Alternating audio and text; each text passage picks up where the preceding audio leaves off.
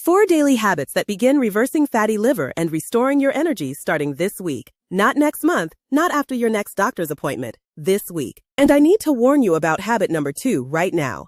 The way most people are doing it, their liver is getting almost no benefit from it at all. Stay with me, because that one mistake alone could be the reason nothing you've tried has worked. I'm Sophia, a pharmacist with several years of experience, and liver health has been at the center of my work for most of that time. Everything I'm sharing today comes from published research and real patient outcomes I've witnessed firsthand. Quick note before we begin, this video is for educational purposes only. Please talk to your doctor before making any changes to your health routine, especially if you're currently on medication. Now, are you dealing with constant fatigue, stubborn belly weight, or have you been told your liver enzymes are high? Drop yes in the comments right now. You are not alone, and you are exactly who this video is for. Here's what most people don't understand about fatty liver. Your liver is like a processing plant. Day and night, it takes in fat, sugar, and waste from your blood and either burns it, packages it, or ships it out. But when too much comes in too fast, and that happens more easily after 60, the plant gets backed up. Fat starts piling up inside the liver cells themselves. And when the backlog gets bad enough, it spills back into the bloodstream and starts damaging everything downstream. That process has a name: hepatic lipid accumulation. And every single habit on this list targets one specific step in that overload cycle. Let's start with habit number 4. This one gets almost no attention, and most people either skip it entirely or get it completely wrong. It involves something you probably do every single morning already: drinking water. The problem isn't that you're drinking it. The problem is when you're drinking it, how much you're drinking, and what you're putting in it. Here's why this matters for your liver specifically. Every morning, your body releases a hormone called cortisol. It's your natural wake-up signal. One of the things cortisol does is tell your liver to release stored sugar into your bloodstream. It's your body's way of giving you fuel to start the day. That's completely normal. But in people with fatty liver, that morning glucose dump is often much higher than it should be. And if you're not helping your liver flush and move that morning load, it just adds to the backlog we talked about. At the same time, your bile, the fluid your liver makes to break down fat, gets thick and sluggish overnight while you sleep. Think of it like honey sitting in a cold jar. When bile moves slowly, fat processing slows down with it. The fix is simple but specific. Within 10 minutes of waking up, before coffee, food, or anything else, drink 2 cups of plain warm water. Not cold, warm. A study published in the Journal of Clinical Gastroenterology found that warm water significantly improves bile flow compared to cold water, supporting better fat digestion and liver function first thing in the morning. Warm water helps thin that sluggish bile, so your liver can get to work right away instead of spending the first hour of your day playing catch-up. Now here's the pro tip, and this is where most people quietly sabotage themselves without knowing it. A lot of health-conscious people squeeze lemon into their morning water. They've heard it's good for digestion, and for some things it is. But for bile flow specifically, the citric acid in lemon juice can actually slow bile release in certain people, especially those who already have liver stress. The same goes for apple cider vinegar, which has become extremely popular as a morning drink. Both create an acidic environment that can interfere with the bile salt cycle your liver depends on in those first waking hours. Keep your morning water plain and warm. If you want to add lemon or apple cider vinegar to your routine, do it later in the day with a meal, not first thing on an empty stomach when your liver is just waking up. This habit alone won't reverse fatty liver. That's why it's number 4 on our list. But it opens the door for everything else to work better. Think of it as clearing the road before the rest of the traffic starts moving. If your doctor has ever made you feel guilty about your morning coffee, what I'm about to share might surprise you. Real plain coffee is one of the most studied and most validated liver protective substances we know of. It's not a supplement nor a prescription. And for people over 60 with fatty liver, this is genuinely good news. Here's what coffee actually does inside your liver. Fatty liver, left unaddressed, tends to progress. Fat accumulation leads to inflammation, and inflammation over time leads to scarring, a process called hepatic fibrosis. Once significant scarring sets in, reversing the damage becomes much harder. Coffee contains a group of compounds called diterpenes and chlorogenic acids that have been shown to slow that scarring process down and reduce the liver enzyme levels, specifically ALT and AST, that your doctor checks on your blood work to measure liver stress. A large study published in the Hepatology Journal followed thousands of patients with non-alcoholic fatty liver disease over several years. It found that people who drank 2 or more cups of coffee per day had significantly lower rates of fibrosis progression compared to those who drank none. Not marginally lower, significantly lower. The researchers concluded that coffee consumption was independently associated with reduced liver scarring, meaning the benefit showed up regardless of other lifestyle factors. The protocol is straightforward: 2 cups of coffee per day. The first cup between 90 minutes and 2 hours after waking, not immediately upon waking, because your cortisol is still peaking in that first hour, and adding caffeine on top of it puts unnecessary stress on your adrenal system, which feeds back into liver stress. Your second cup should be before noon, because after noon, caffeine starts interfering with sleep quality, and as you'll hear later in this video, sleep is one of the 4 rules that determines whether any of this works at all. The preparation matters too. Black coffee or coffee with a small amount of plain whole milk. That's it. And now the pro tip, because this is where so many people completely erase the benefit without realizing it. The single thing that cancels most of coffee's liver protection is sugar, specifically the combination of sugar and cream or non-dairy creamer that turns coffee into essentially a dessert drink. When you add sugar to coffee, you trigger an insulin response. That insulin spike tells your liver to start converting the incoming sugar into fat, the exact opposite of what you're trying to achieve. The liver compounds in coffee cannot overcome an insulin spike happening at the same time. If you need your coffee a little lighter, a small splash of whole milk is fine. But sugar, flavored syrups, sweetened creamers, and those bottled coffee drinks you find at the grocery store, those are not coffee for liver health purposes. Those are sugar deliveries with a coffee flavor. So it's 2 cups of plain coffee, before noon. That's the protocol. This is the habit I warned you about at the start of the video, and I want you to pay close attention here because this is the one where the gap between what most people are doing and what actually works is the widest. When most people decide to get serious about their health, they go for a walk. Maybe they start jogging. They get on a stationary bike. And those things are not bad for your general health, but for fatty liver specifically, cardio alone does almost nothing to clear the fat that has already built up inside your liver cells. Research has shown this repeatedly, and yet the standard advice people over 60 receive is almost always the same: just move more. Go for walks. That advice is incomplete, and for fatty liver it can give you a false sense of progress while the real problem continues untouched. Here is what your liver actually needs. Inside your muscle cells there are receptors called GLUT4 receptors. Think of them like doors. When those doors open, your muscles pull sugar directly out of your bloodstream and burn it for fuel. When that happens, your liver no longer needs to deal with the excess sugar itself. It stops converting the overflow into fat. And here is the critical part. The only reliable way to open those GLUT4 doors is through resistance-based movement, not walking, not cycling. Resistance.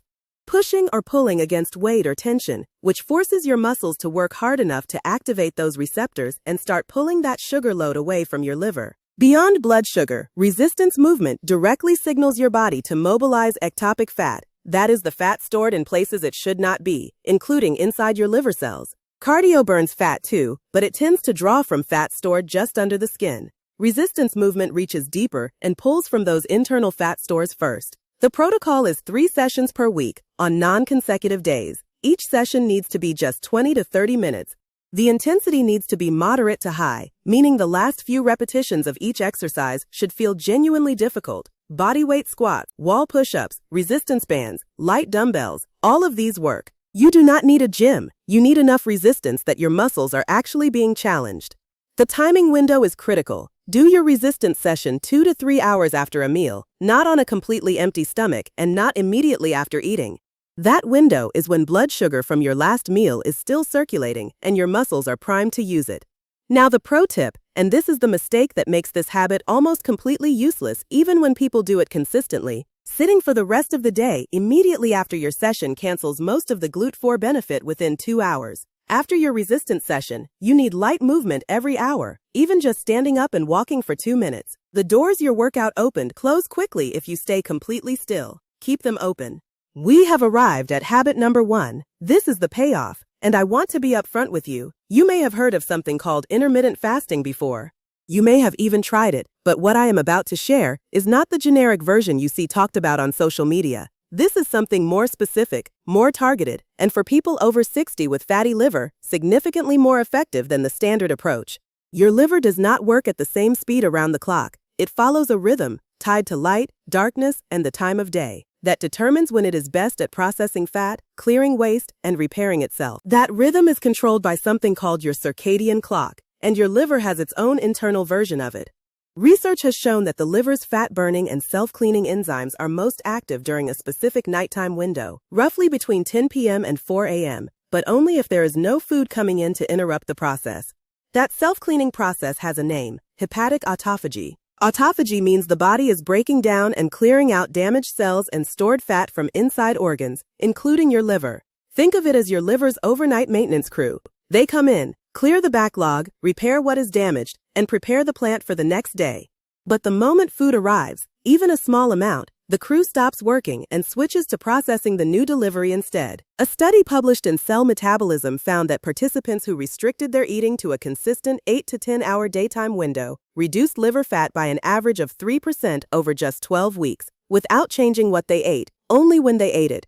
3% liver fat reduction in 12 weeks from timing alone. That is not a small finding. The protocol is this: eat your first meal no earlier than 8 a.m. and finish your last meal no later than 6 p.m. That gives your liver a full 14 hours of uninterrupted overnight repair time. You do not need to count calories. You do not need to change every food you eat overnight. You need to respect the window. During the fasting hours, plain water is fine. Black coffee and plain tea do not break the window. Your morning warm water from Habit 4 fits perfectly here. What breaks the window is anything with calories, any drink with sugar, any milk, any juice. And now the pro tip. The one thing most people over 60 do almost every single night that shuts down autophagy completely before it even begins: a late evening snack. Specifically, crackers, toast, cereal, or any starchy food eaten within 2 hours of going to bed. Even a small portion triggers enough of an insulin response to send the overnight maintenance crew home before they have barely started. Move your last meal to 6 p.m. and protect that window like it is your liver's most valuable asset, because it genuinely is. I want to tell you about Raymond. Raymond was 64 years old when he first came to see me. Retired teacher, careful about what he ate, never smoked, maybe 2 glasses of wine on a weekend. By most measures, Raymond was doing the right things. He walked every morning, watched his portions, and took his medications without fail. He was not the kind of person you would look at and think, that man has a liver problem. But Raymond was exhausted, not tired in the way that a good night's sleep fixes, the kind of tired that is still there when you wake up. He had gained about 14 pounds around his middle over 3 years despite not changing his diet, and he had a dull, heavy feeling just below his right ribs that he kept dismissing as a pulled muscle or bad posture. His doctor ordered an ultrasound. The results showed moderate non-alcoholic fatty liver disease. His ALT was elevated at 52. His doctor told him what most doctors say in that situation: cut back on fatty foods, lose some weight, come back in 6 months. Raymond followed that advice faithfully for 4 months and felt no different. His follow-up blood work barely moved. That is when he came to me. We went through his daily routine carefully and identified exactly where the gaps were. He was drinking cold water hours after waking. He was adding a flavored creamer to his 2 daily coffees. His exercise was exclusively walking. And he was eating his last meal at around 8 p.m. most nights, often with a small bowl of cereal before bed. We made 4 changes and 4 changes only. The same 4 habits I have walked you through in this video. Warm water within 10 minutes of waking. Plain black coffee twice a day before noon. 3 resistance sessions per week, with light movement throughout the rest of the day. And last meal moved to 6 p.m. with nothing but water after that. At his 3-month follow-up, Raymond's ALT had dropped from 52 to 34, within the normal range. His ultrasound at 6 months showed a meaningful reduction in liver echogenicity, which is the technical way of saying the fat density in his liver had visibly decreased. He had lost 9 pounds without dieting, and the fatigue, the exhaustion that had been his constant companion for almost 4 years, was, in his words, about 70% better. When I asked Raymond what he wished he had known sooner, he said something that has stayed with me. He said, "I thought I was already doing everything right. I didn't know it was the small wrong things canceling out all the right ones." If that sentence landed somewhere familiar for you, you are in exactly the right place, and you now have the information Raymond wished he had 4 years earlier. I want to have an honest conversation with you about something that has bothered me for a long time as a pharmacist. Not about your doctor personally. Most doctors genuinely care about their patients and are doing the best they can within a system that gives them very little time and very rigid guidelines. This is about the system itself, and why that system consistently leaves people like Raymond, and possibly like you, without the full picture. Fatty liver disease affects an estimated 25% of adults worldwide. In people over 60, that number is significantly higher, and yet the standard clinical response to a fatty liver diagnosis has remained almost unchanged for decades. Lose weight, reduce alcohol, come back in 6 months.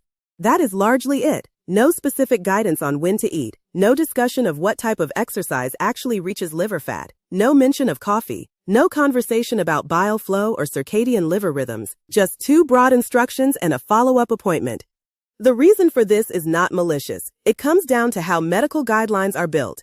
Guidelines are based on large population studies, and those studies measure outcomes that are easy to track across thousands of people: body weight, alcohol intake, cholesterol numbers. The more precise mechanisms, like the fact that your liver's fat-clearing enzymes follow a strict internal clock, or that a specific type of muscle contraction is required to activate the receptors that take the sugar load off your liver, those mechanisms are well documented in research journals, but they have not yet made their way into the standard advice a patient receives in a 15-minute appointment. That gap between what the research shows and what patients are actually told is where people like Raymond spend years doing their best and seeing almost no improvement. It is not a failure of effort, it is a failure of information. The 2 mechanisms that standard advice misses almost entirely are these. First, your liver operates on a circadian rhythm, an internal clock that determines when it repairs itself, when it burns fat, and when it is most vulnerable to overload. Ignoring that clock by eating late at night or at inconsistent times works directly against your liver's natural cycle, no matter how healthy the food itself is.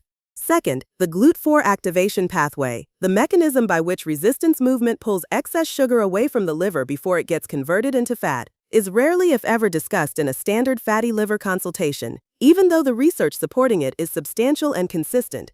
These 4 habits are not a replacement for your medical care. Please keep your appointments, keep taking your medications, keep having those conversations with your doctor. What these habits represent is the missing layer, the part of the picture that the standard system does not have time to give you, but that the research has been pointing to for years. You deserve to have the complete picture. That is why this video exists. Before we close, I need to share something that most videos like this one leave out entirely, and it is possibly the most important thing I will say today.